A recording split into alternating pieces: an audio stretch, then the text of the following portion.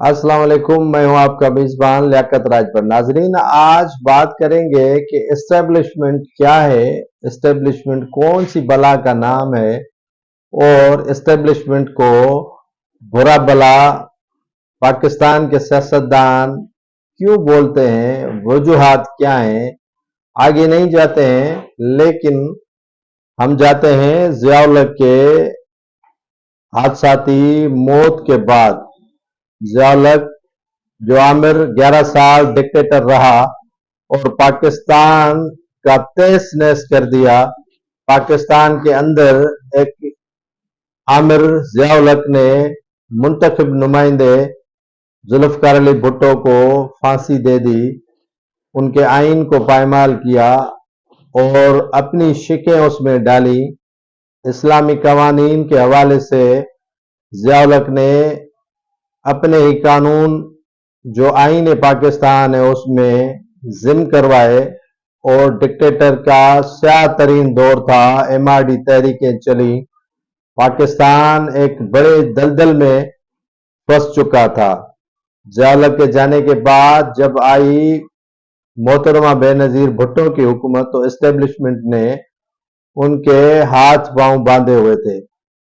जो बात कर रहे हैं एस्टेब्लिशमेंट है क्या, तो मैं आपको खुलकर बता रहा हूं कि एस्टेब्लिशमेंट क्या होता है, पाकिस्तान के अंदर किस तरह एस्टेब्लिशमेंट असरअंदाज होती है।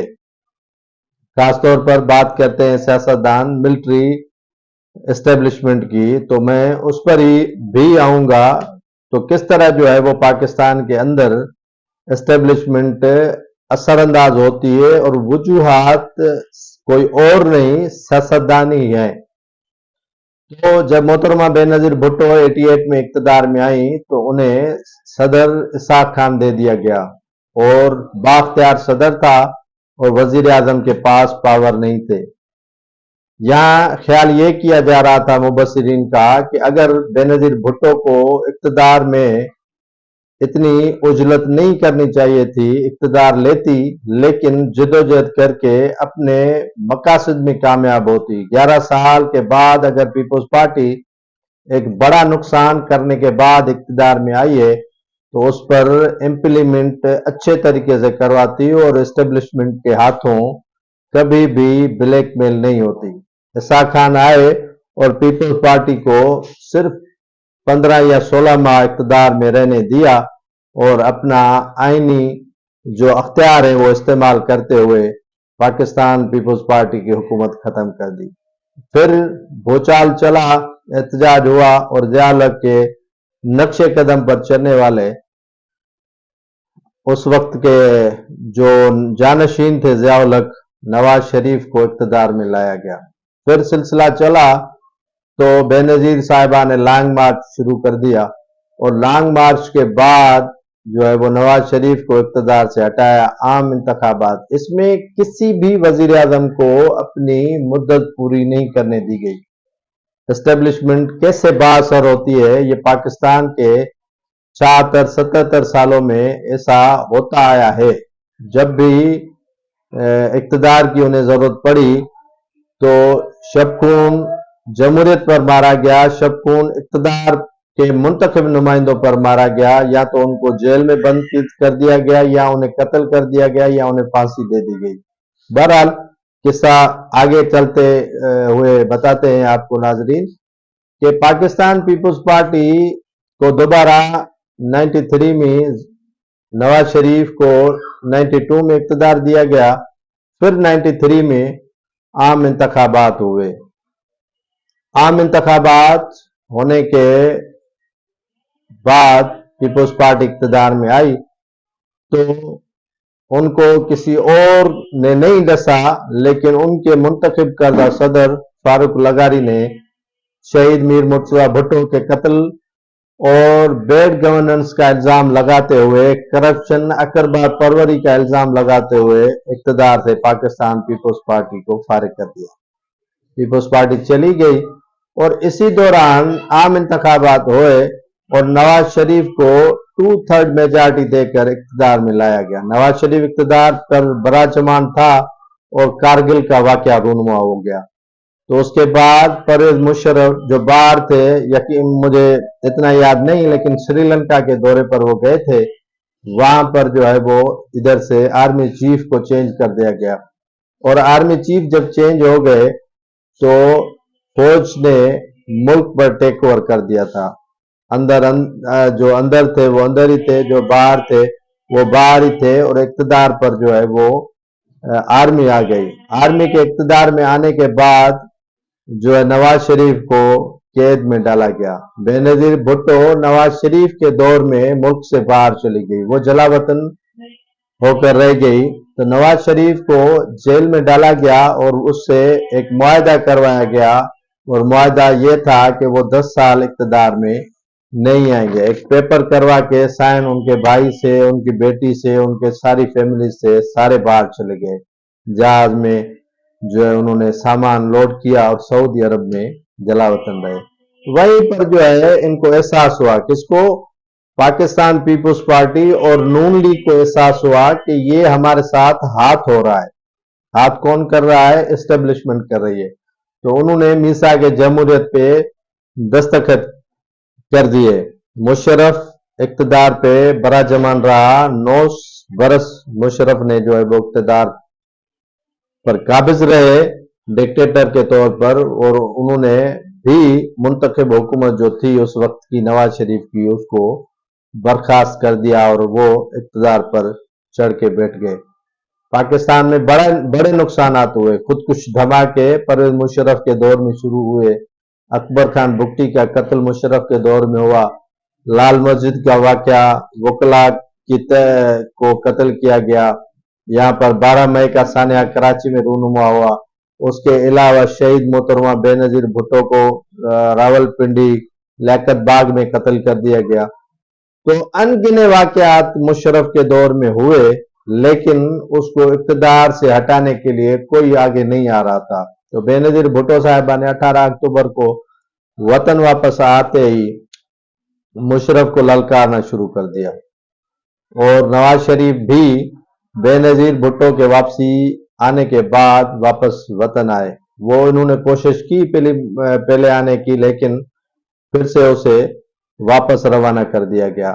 بے نظیر بھٹو نے اپنی انتخابی مہم شروع کر دی۔ 2002 میں بے نظیر بھٹو کے اقتدار میں بڑے چانسز تھے، لیکن مشرف نے انہیں تیسری بار وزیر اعظم بنانے کی جو شک تھی وہ ختم کر ڈالی اور ان پر نااہلی اور تاحیات پابندی عائد کر دی۔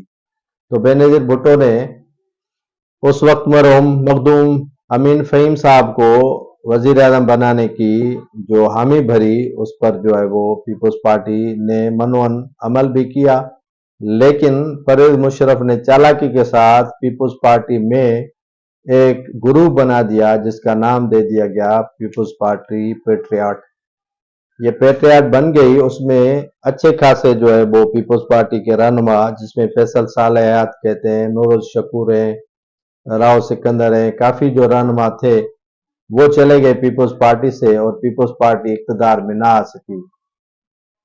مشرف نے اپنے ظفر اللہ خان جمالی کو وزیر اعظم بنایا، پھر شوکت عزیز کو لے کر آئے، اور پھر چودھری شجاعت کو کچھ ماہ کے لیے اقتدار دیا۔ بہرحال یہ سیاستدانوں کی آپ کو بات بتا رہا ہوں ناظرین، کہ سیاستدان کس طرح جو ہے وہ آپس میں اکٹھے نہیں ہوتے، اور اسٹیبلشمنٹ پر جو الزامات لگا رہے ہیں تو ان کے جو اثرات ہیں وہ ظاہر سی بات ہے اسٹیبلشمنٹ ان سے فائدہ لے گی نا، تو اور کون لے گا؟ تو بے نظیر بھٹو شہید ہو گئی، پیپلز پارٹی اقتدار میں آئی، نواز شریف کو موقع دیا کہ آپ بھی میثاق جمہوریت پر عمل کرتے ہوئے کابینہ میں شامل ہو جائیں، لیکن نواز شریف اپنے جو ان کے ہیں بڑے، ان کے کہنے پر اقتدار میں آئے، حلف ان کے وزراء نے لیے، جس میں اسحاق ڈار وزیر خزانہ بنے، کافی وزراء ان کے تھے، جیسے پی ڈی ایم میں اب پیپلز پارٹی کی شراکت تھی، اسی طرح نون لیگ کی پیپلز پارٹی کے 2008 والے اقتدار میں شراکت تھی، لیکن 1 ماہ کے بعد وہ استعفے دے کر چلے گئے، خواجہ سعد رفیق والے سارے۔ تو پیپلز پارٹی تنہا ہو کر رہ گئی۔ اس میں 2008 میں بھی پیپلز پارٹی کو وہ اکثریت نہیں دی گئی جس کی وہ لائق تھی یا جس کی جو خواہش مند تھی، لیکن जैसा तैसा करके आसिफ अली जरदारी वजीर आजम बने और फिर जो है वो यूसुफ रजा गिलानी 4 साल इक़्तिदार में रहे और स्विस हुकाम को खत न लिखने पर उसे इक़्तिदार से हटा दिया गया। वो इक़्तिदार से चले गए, राजा परवेज अशरफ वजीर आजम बने तो उसमें कई तरामीम की गई, जिसमें मौका दिया गया नवाज शरीफ को तीसरी बार, या जो भी शिकें थी वो खत्म कर दी गई, 18 तरमीम लाई गई, सब कुछ किया गया, लेकिन नवाज शरीफ की रवश में तब्दीली नहीं है। 13 में वो इक़्तिदार में आए, पीपल्स पार्टी को किनारा कश किया गया और एक कोने तक सिंध जो है वहां तक महदूद किया, पंजाब से सफाया किया गया, KPK से सफाया, बलूचिस्तान से सफाया कर दिया गया। चलो खैर नाज़रीन, तो जब नवाज शरीफ इक़्तिदार में आए तो इमरान खान ने एहतजाज शुरू किया कि उनके साथ रैगिंग हुई है, धांधली हुई है। तो एहतजाज हुआ, सुप्रीम कोर्ट के जो अहाते के अंदर धरने के दौरान कपड़े सूखने के लिए रखे गए वगैरह वगैरह, काफी जो हालात थे वो क्रिटिकल बना दिए गए, लेकिन सियासतदानों की रवश में तब्दीली नहीं आई। मौका दिया गया इमरान खान को 2018 में, 13 में उनके नवाज शरीफ को हटाया गया, 18 में इनको इक़्तिदार दिया गया, फिर जो है इमरान खान को कान से खींच कर जो है वो PDM को हुकूमत दे दी गई। अब बात करने का मकसद ये है कि जब तक सियासतदान तारीख से नहीं सीखेंगे, तारीख से जो जुड़े हुए इनसे वाक़यात हैं उनसे नहीं सीखेंगे, तो जाहिर सी बात है एस्टेब्लिशमेंट को मौका मिलेगा। जब ये इक़्तिदार में आते हैं तो उनको अपने फादर कहते हैं, कौम के आर्मी चीफ फादर हैं, कौम के आर्मी चीफ ये हैं, कौम के लिए असास हैं, बड़ी उन्होंने जद्दोजहद की है, फला फला फला फला, इतनी तारीफें करते हैं। नवाज शरीफ तो तारीख से सीखता नहीं है। तारीख से अगर किसी सियासतदान, पीपल्स पार्टी ने सीख लिया है, अगर किसी ने तारीख से नहीं सीखा है तो वो नवाज शरीफ है। वो तारीख से कभी नहीं सीखता। जैसे ही इक़्तिदार से उतरता है गालियों पे आ जाता है, गालियों के बाद फिर उसे इक़्तिदार में लाते हैं, फिर उसे जो है वो इक़्तिदार से बाहर कर देते हैं, लेकिन वो तारीख से सीखते नहीं है। इसी तरह इमरान खान को भी इक़्तिदार में जब मजा दिया गया तो वो तारीफें कर रहा था। जब तारीफें उनकी उस वक्त खत्म हुई जब उन्हें इक़्तिदार से हटाया गया। इक़्तिदार से जब इमरान खान हटे तो किसी को डेटी हैरी, किसी को क्या, किसी को क्या, किसी को मीर जाफर, किसी को मीर सादिक बोलने लगे। तो अब इन दिनों जेल में है, तो ये सिलसिला शुरू हो गया है कि नून लीग जो चाह रही है कि इक़्तिदार जो है वो नवाज शरीफ को हवाले किया जाए और इमरान खान को इक़्तिदार को बाहर किया जाए और इक़्तिदार में नवाज शरीफ लाया जाए और इमरान खान को बाहर किया जाए। तो ये रवश कल नवाज शरीफ के साथ भी हो सकती है, ये रवश कल इमरान खान के साथ भी हो सकती है। कल ताल्लुकात इमरान खान के साथ अच्छे थे, नवाज शरीफ के साथ खराब थे। आज जो है वो इमरान खान के साथ खराब है, कल नवाज शरीफ के साथ अच्छे हैं, तो कल किसी और के साथ अच्छे होंगे। तो मेरे कहने का मकसद ये है कि आप इस्टेब्लिशमेंट को कसूरवार नहीं ठहराएं, आप खुद कसूरवार हैं, सियासतदान कसूरवार हैं, यहाँ के जो मुख्तलिफ पार्टीज के रहनुमा है वो कसूरवार हैं। क्यों एक पेज पर नहीं आते? एक पेज पर आए ना, एक टेबल पे बैठे। मिसा के जमहूरियत शहीद बेनजीर भुट्टो ने की, उस पर अमल दरामद नवाज शरीफ ने नहीं किया। चले गए जो है मेमो गेट स्कैंडल के हवाले से या इनके खिलाफ, यूसुफ रजा गिलानी के खिलाफ। तो ये रवश जब तक इनकी ठीक नहीं होगी, अपने आप को ये ठीक नहीं करेंगे, तो पाकिस्तान में एस्टेब्लिशमेंट ऐसे ही हावी रहेगी आप पे के ऊपर, इक़्तिदार के ऊपर और सारे मसाइल के ऊपर एस्टेब्लिशमेंट हावी रहेगी।